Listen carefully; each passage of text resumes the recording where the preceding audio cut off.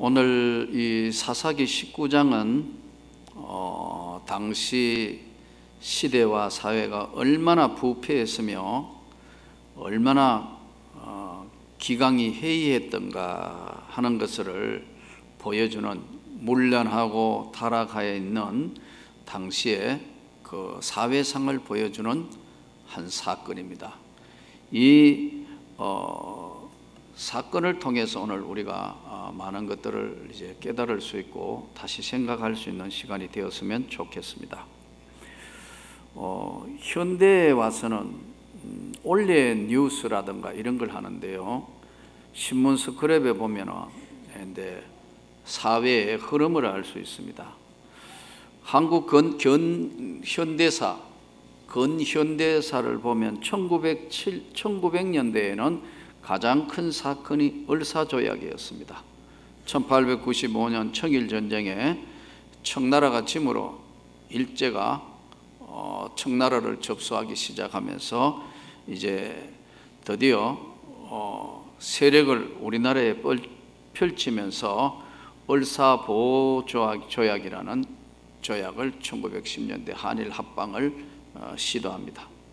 이때 이제 살았던 젊은이들이나 이 시대 사람들은, 뜻있는 사람들은 다 독립운동하고 저항 시인들, 이런 역할들을 했습니다.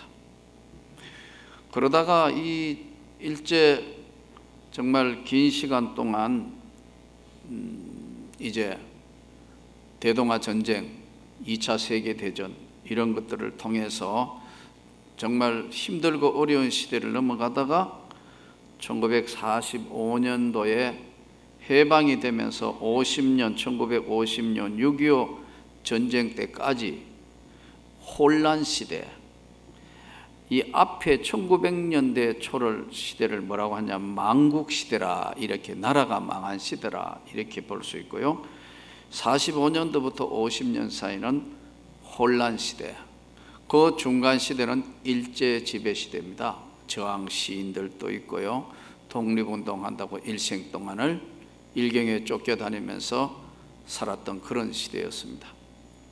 아마 연세 많은 우리 어르신네들은 아마 일제시대 때 세상을 살았으니까 조금은 기억도 하실 겁니다. 그러다가 1950년부터 이제 60년대는 이 가난 시대입니다. 전쟁이 물려준 상처 때문에 60년대부터 50년 전쟁부터 이제 60년대까지는 아주 가난과 고통의 시기. 이때 뭐 아마 저도 초등학교 시기니까 이럴 시기에는 미국에서 주는 우유가루, 강냉이 이런 것들로 옥수수 빵 해가 먹고 하던 그런 시대, 이런 시대가 가난 시대였습니다. 그러다가 이제 1960년대 넘어서부터 80년대까지는 우리도 한번 잘 살아보자 해서 극복을 위한 극복 시대였습니다. 그리고 우리나라가 1980년부터 이제 1990년대 말까지는 성장과 민주화 시대라는 한 시대를 맞이하게 되죠. 그리고 2000년부터 지금까지는 세계화 시대입니다. 그래서 이 시기에 우리 대한민국이 가난한 나라가 정말 올림픽도 하고 월드컵도 하고 그러면서 새로운 이제 그 세계화 시대를 맞이하면서 지금까지는 좀 다른 시대를 맞이합니다. 시대와 사회도 이렇게 많이 달라졌기 때문에 집단주의에서 개인주의로 바뀌고, 그리고 시대와 사회도 역사에 도도히 흘러가는 물결처럼 시대적인 환경도 많이 바뀌게 됩니다. 요즘 젊은 운동선수들 보면 지금 스피드 스케이트의 이상화 선수, 이런 선수들 세계 신기록 내고 그러죠.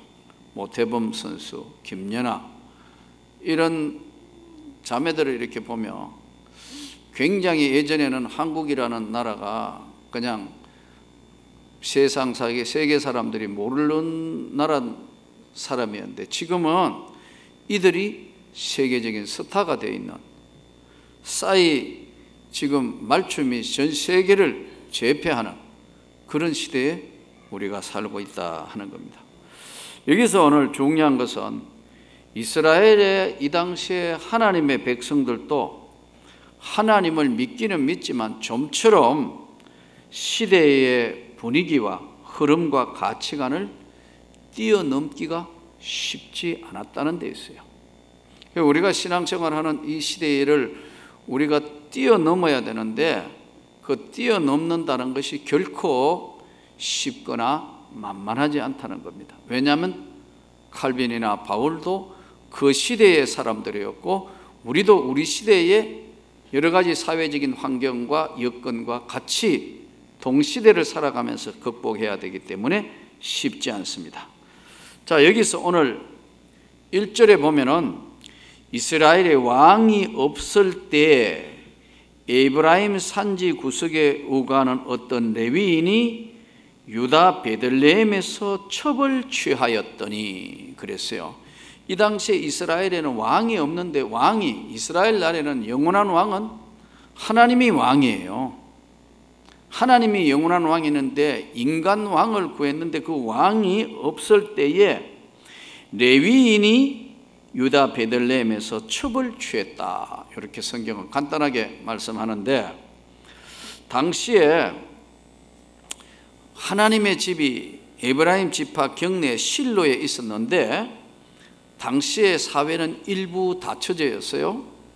그러나 아무리 일부 다처제지만 레위인, 하나님의 일을 맡아 주관하는 레위인이 첩이 있었다는 것은 상당히 사회적인 흐름의 레위인도 따라가고 있었다는 걸 볼 수 있습니다. 즉 사회적으로 타락한 사회에 섞여 살았다 이렇게 볼 수 있습니다.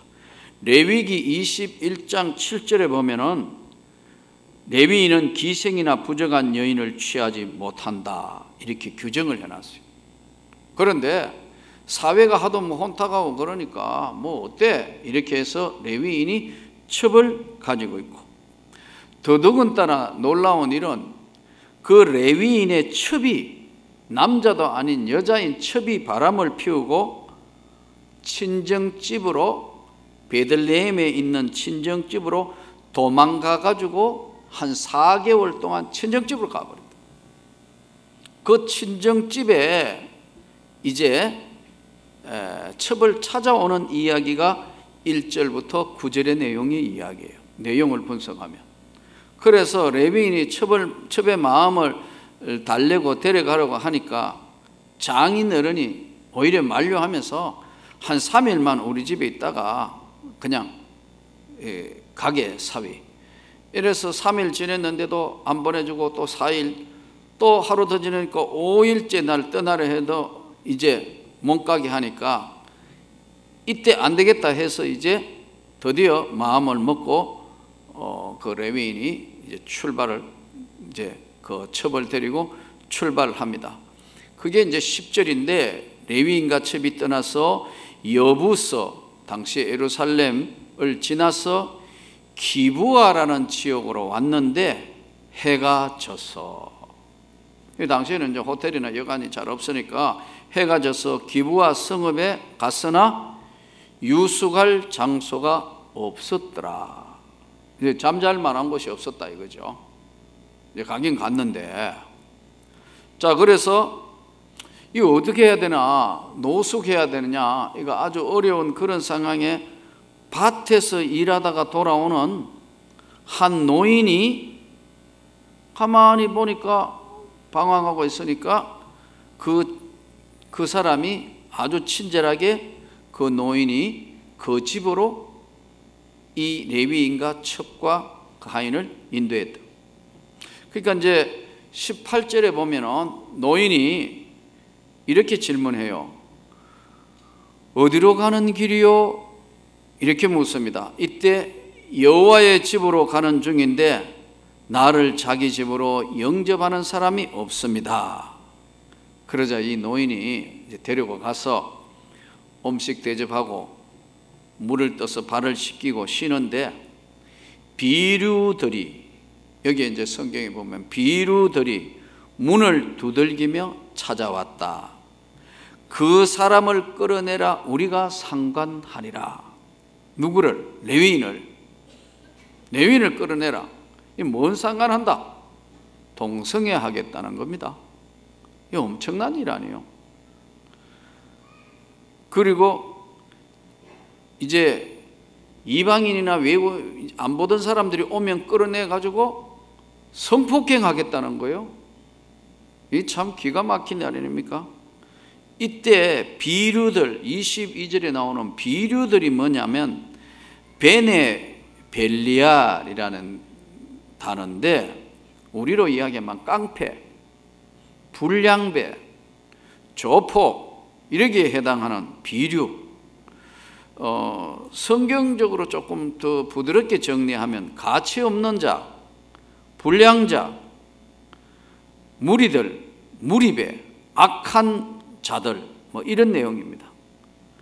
자, 이때 이들이 이런 외부 사람들 보고 이런 짓을 하겠다고 공공연하게 그 노인에게 이야기할 정도면 그 시대가 얼마나 타락했다 하는 것을 오늘 우리에게 보여주는 거죠. 사실 오늘날은 뭐 강제적으로 그렇게 하는 건 아니지만 오늘날도 매춘, 혼외정사, 동성애 온갖 엄난한 것이 하나님의 심판대 위에 있는데 가끔 보면 문자, 이상한 문자들 여러분들한테도 오죠? 여러분은 그런 문자를 안 받습니까? 저에게만 오는가요? 뭐 이상한 문자가 온다고 이게 오빠 해서고 뭐 나는 오빠가 아니에요. 목사지 오빠가 아닌데 오빠 뭐 이렇게 해가지고 뭐 별 희한한 것들을 보내와요. 그 잘못 논리가 이렇게 하면 이제 뭐 이상한 채팅 되면서 머리가 아파지는데 절대로 조심해야 되는데 이런 일들이 지금도 일어나지만 그때도 똑같았다. 그러니까 시대적으로 비유하면요, 그 시대나 이 시대나 악한 세상은 변함이 없다. 하나님의 심판대 위에 있는 세상이다. 이때 비류들이 밤새 레위인의 첩을 성폭행함으로 견디다 못한 레위인의 첩이, 이 첩은 바람 피우는 여자 아니에요, 쉽게 이야기하면. 그랬던 게 이제 도리어 오히려 비류들한테 끌려가서 성폭행 당해서 절명해버렸다, 죽어버렸다. 견디다가 못해서. 이에 화가 난 레위인이 아침에 일어나서 첩의 시체를, 자기 첩이 그렇게 비류들한테 성폭행 당하여 죽었던 것을 화나니까 첩의 시체를 12덩어리로 토막을 내어서 이스라엘 12지파에게 그 죄악을 해결해 달라고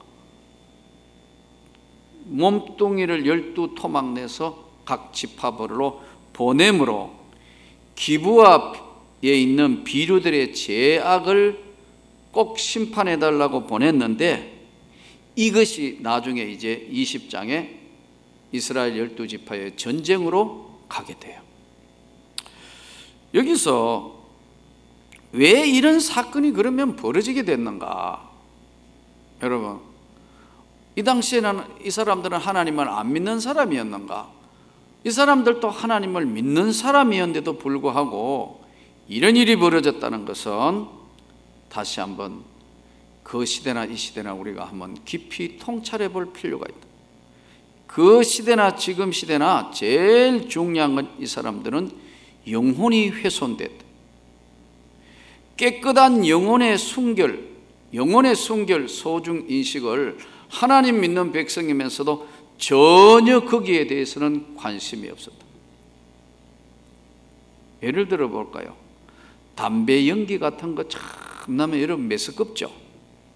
안 그래요? 혹시 여기 구수한 분 있습니까? 그 담배 연기 나면 아주 메시꺼운데 그 사람들은 그걸 못 느끼고 있다는 거죠. 우리는 그걸 할 때 굉장히 메스껍습니다. 이 영혼의 깨끗한 이 순결의 소중함을 저들이 모른다는 거예요. 왜냐하면 그 영혼이 영혼이 더럽혀지면은요, 하나님의 꿈을 잃어버려요. 영혼이 더럽혀지고 나면은 한마디로 하나님의 꿈을 잃어버린다고. 그래서 저들은 하나님을 알려고도 하지 않고 하나님의 뜻도 모르지만 하나님을 알려고도 하지 아니하고 그 하나님을 오히려 비방하는 거예요. 그래서 어리석은 자는 그 마음에 하나님 두기를 싫어한다 그랬어요. 그래서 오늘 이 시대가 영혼의 순결함의 소중성을 잃어버린 시대에 저와 여러분이 지금 살고 있어요. 또 영혼의 소중함을 안다 하더라도 반드시 노력을 해야 합니다. 노력이 없는 신앙이란 것은 무척 공허한 신앙이에요. 가수원에 아무리 여러분 사과가 많이 달렸어도 잘 따서 관리를 해야 열매를 따야 상품이 되는 것하고 똑같습니다. 우리가 신앙은 아는 것만 아니고 우리는 신앙의 삶은 노력을 해야 된다는 거죠. 영혼의 소중함, 그리고 가장 중요한 그 영혼의 소중함을 알기 위해서는 내가 최선을 다해서 노력하고 또 노력하고 노력해야 되는 거예요. 그러지 못할 때는 세상의 파도와 무서운 것들이 우리에게 찾아오고 우리에게 그것들이 신앙생활을 방해하는 요소로 옵니다. 신약 성경에만 하더라도 생명이라는 단어가 135회 나옵니다. 조예라는 말인데, 생명이란 말은요, 영원한 생명, 영생, 조예, 새 생명, 굉장히 중요한 단어인데 이때 요한복음에만 35번 사용됐어요. 요한 1서에 13번 써졌고요. 영혼의 순결함, 영혼의 소중함, 영혼의 깨끗함, 이는 이 세상에 그 어떤 것과 바꿀 수 없는 것인데도 그것을 등한히 하는 거예요. 그래서 레위인이 첩을 가지게 됐고, 첩은 또 레위인의 첩이 된 것만 해도 이상한데 그 첩이 바람을 피우고, 그 바람 피웠던 거 돌아오다가 그 시대에 기브아에 있던 비류들이 또 그 첩을 성폭행하고, 그걸 쳐다보고 있던 레위인이 화나니까 죽은 첩을 12토막을 내어서 12지파에 보낸 사건은, 이거는 우리로 하여금 경악하게 하는 구약시대에 일어났던 일을 우리에게 보여주는 사건입니다. 여기서 오늘 몇 가지 성경을 통해서 몇 가지 우리가 가져야 할 것은, 우리 그리스도인의 소명이 굉장히 중요해요. 그리스도인이 하나님으로부터 받은 것이 세 가지인데, 세 가지 명령인데, 첫째가 소명입니다. 소명은 하나님의 부르심이죠. 우리 모두가 하나님의 부르심을 받았습니다. 목사만 하나님의 부르심을 받은 것이 아니고 모든 사람이 하나님의 부르심을 받았습니다. 두 번째는, 세 가지 명령 중에 두 번째가 사명을 받았습니다. 하나님이 부르신 것에 대한 것을 내게 하나님이 분명히 맡기신 것으로 믿고 그 일을 감당하는 걸 사명이라 그럽니다. 소명은 하나님이 부르시는 것이고, 사명은 그 하나님이 부르신 일을 내가 해야 하고 해야 된다는 것을 결심하고 움직이는 걸 사명이라 그럽니다. 그리고 세 번째가 순명, 목숨을 바쳐 지키고 행하는 것을 순명이라 합니다. 한번 따라 합시다. 소명. 수요예배라 식사를 안 하고 오셨는지 힘이 없네요. 소명, 사명, 순명, 이 세 가지가 바로 그리스도인들이 지켜야 되는 겁니다. 소명, 사명, 순명. 그런데 이 사건의 본질은 뭐냐 하면은, 자기의 허물은 감추고 바로 12지파에게 토막을 내어서 엄청난 자기 아내의 문제, 첩의 문제, 자기의 문제, 그 당시에 있던 모든 문제를 다시 한번 하나님의 뜻을 묻는 것보다는 악하게 첩의 시체를 12막 토막을 내서 12지파에게 보냄으로 전쟁의 직접적인 원인이 되었습니다.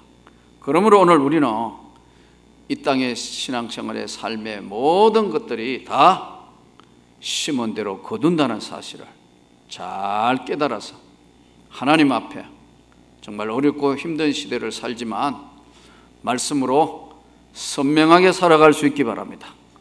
하나님의 뜻을 잘 구별하여 살아갈 수 있기 바랍니다. 그럴 때만 하나님이 은혜를 주시는 겁니다. 오늘 이 엄청난 것을 다시 한번 교훈을 정리해 보면은 시대를 이기는 믿음과 신앙이라는 것이 얼마나 중요하다는 걸 알 수 있습니다. 오늘 이 시대에는 하나님이 눈에 보이지 아니하시고 하나님과 동행하는 삶이라는 것도 별로 실감을 못 하는데 주님이 가장 사랑하시는 것이 교회입니다. 저는 저와 여러분이 주님의 교회를 위하여 정말 헌신하고 최선을 다하는 하나님의 백성이 되었으면 좋겠습니다. 주님의 교회를 위해서 내가 무엇을 할 것인가?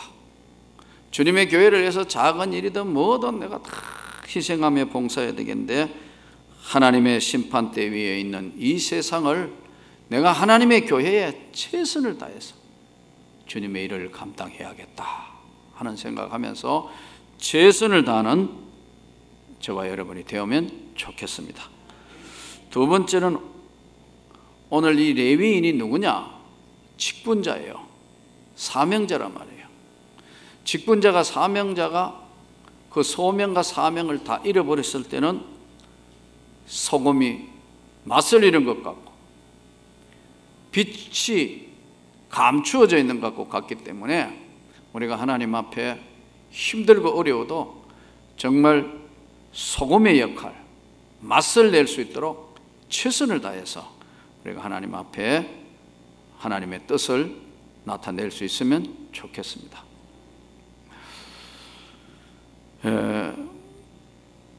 신앙생활을 오래오래 하면서 한 가지 깨달아야 할 것은 오래오래 하면 더 열심이고 더 신앙이 깊어지고 또 인격도 점점 깊어져야 하는데 사람들의 모습들을 보면은 그게 쉽지 않다는 것을 알 수 있습니다. 그러면 여러분, 그러나 사람은 누구에게나 다 단점이 있어요. 장점도 있고요. 여러 차례 말씀드렸지만 사람의 단점을 보지 마시고 여러분 장점을 보는 힘을 키우시기 바랍니다. 사람의 단점만 보면 그 단점은 누구에게나 다 있다. 왜냐하면 완벽한 사람이 없기 때문에. 우리 주님 외에는 베드로 엄벙덤벙 그렇죠? 예? 또 바울 참 그렇게 대단하고 위대한 사도지만 어떨 때는 칼 같은 면이 있어요. 예.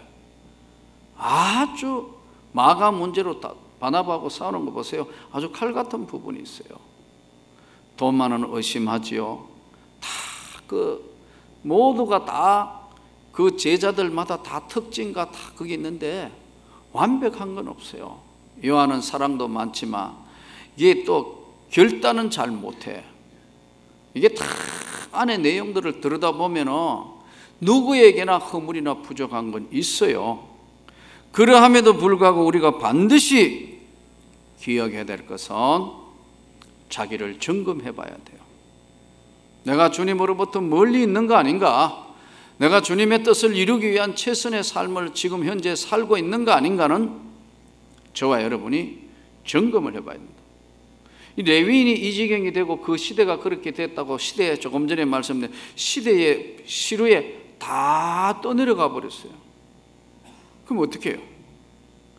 오늘 한 번씩 돌아볼 수 있는 신앙, 하나님 앞에 우리가 헌신하면서 하나님의 시대를 이기는 믿음은 하나님의 교회를 사랑하는 마음과 직분자는 자기를 자꾸 돌아볼 줄 알아야 합니다. 한 번씩은 자기를 한 번씩 돌아보면. 그래서 한 해 마무리할 때마다 늘 기도하며 생각해 보면 조금도 거짓 없이 돌아보고 또 돌아보면 다 하나님의 은혜였고 나의 부족과 우리들의 부족한 것만 눈에 보여요. 근데 참 감사하게 부족함에도 불구하고 여전히 주님은 우리를 사랑하고 계신다는 사실이에요. 오늘 또 여러분, 이 험한 세상에 성령 충만, 말씀 충만 받읍시다. 이 레위인이 꿈을 상실한 사람이었기 때문에 당시에 시류에 쫓아가다가 보니까 그는 하나님은 눈에 보이지 아니하고 자기의 있는 생각과 자기의 욕심대로 자기 화나는 대로 해버리는 바람에 이제 20장에는 이스라엘 나라에 끔찍한 사건이, 전쟁이 일어나게 됩니다. 우리도 오늘 이 땅의 삶에 대한민국이라는 나라는 위에는 북한을 이고 살고 안에는 다양한 사람들의 의견이 표출되가 어렵고 정치나 경제나 모든 것 보면 어려운데 오늘 또 주님 한 해를 마무리해 가면서 이 타락한 세상에 하나님의 영광을 노래하고 세상에 주님의 빛이 되게 해 주옵소서. 세상을 비추는 주님의 빛과 같은 삶을 저희들에게 허락해 주시고 우리 명문교회 위에 더 큰 은혜를 베풀어 주시라고 오늘 또 기도하며 하나님께 영광을 돌릴 수 있기를 주 예수 이름으로 축원합니다.